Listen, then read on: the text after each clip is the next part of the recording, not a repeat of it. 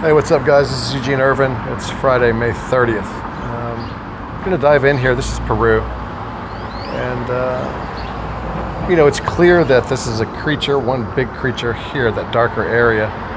And this is a great way to distinguish one organism from another, oftentimes, or really any type of previously living creature at all. Given the right environmental conditions. And so when we look at this, the cranium there is crystal clear. Crystal clear. You've got an eye here. Okay? Just below, you see that circular there with it. That's an eye. We have the mouth down here, kind of like a beak. And when I put the image into a 3D generator after I had, added a few just filters to it, it became clear that these areas here that are, kind of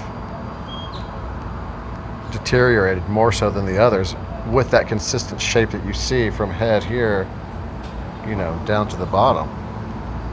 Kind of like a mummy, isn't it? We see this a lot. They're all over the place. That looks like it might be that membrane for a wing in those types of creatures, and that would be consistent with that pattern of degradation, because it's plausible to think that would deteriorate more so for various different reasons. And so you can almost see that neck. I'm not sure if that's a neck or another kind of creature there. Right here, that coloration is different. You can see that they've gotten in there to it. Looks like they're growing stuff or whatnot in there to it, perhaps. And this is common. This is done all over the place, and it may not be a conscious thing to many people, and then again it may be to others. How this interplays with agriculture and so many other things. Minerals and so on. And so it's important to kind of recognize that. And when we look at the different coloration down here, we're looking at this phenomenon, and it becomes really clear once you know how to characterize it, what we're looking at over and over. You don't see these arbitrarily. It isn't something that repeats over and over because there's something wrong with you. It's because of the history of the earth and this genetic dysmorphology which occurred as a result of, really the intermingling of these bloodlines, and they weren't able to shut it off. There is more than enough proof of this all over the earth, not to mention we have written record of it. And so I just wanted to kind of make note of this very quickly. I'm real sick of the BS.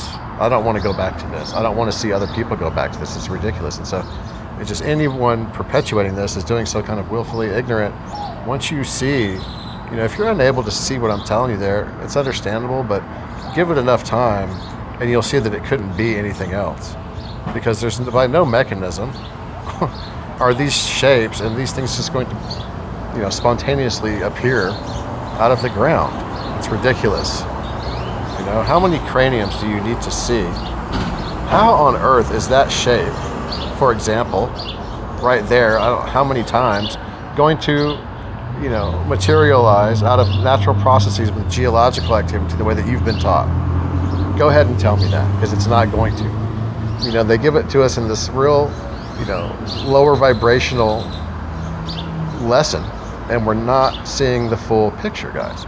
And so this place is chock full of beings, chock full of giants over and over.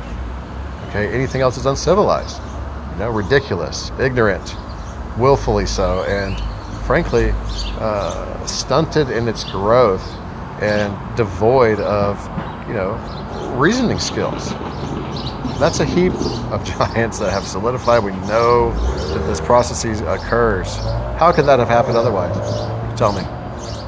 Really, write me any type of paper that you've got, any duration, any amount of words to describe how that shape of that cranium and even the bodies that you can see there have repeated over and over and over, because what you're looking at is the bigger giants underneath, the smaller ones on top.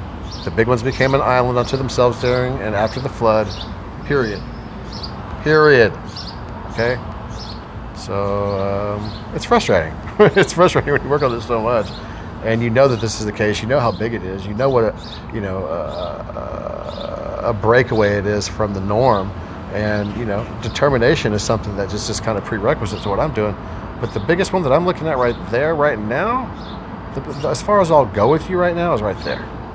and there's that shape again, you can try to tell me that that's anything other than a cranium, and you can just, I'll make you look stupid by the time I'm done with you. That's what you want to do, because there's no way.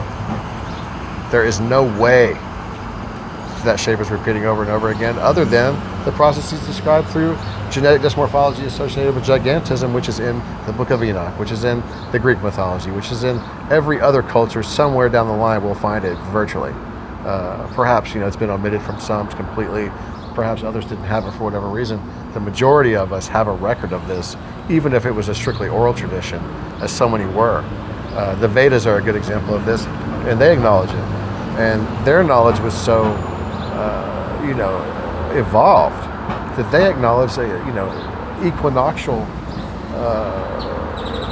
processes, not only in their temple construction and architecture, but through the number of syllables in their recessional hymns, which was 432,000 on the dot, passed down from father to son, typically in different lineages of priest classes. So that is a very important point, and it's the same thing today. This hasn't changed. That solid rock, it's still there. And let's look at it again. Okay, this is a whole, you can find this of virtually any range. We know that this is the case in the upper echelon. They know. How big are they now? Because they're not really that big, are they? No, it's you that thought you were so big. You got to get over yourself, guys. I get it, but that's what that is. Okay, love you.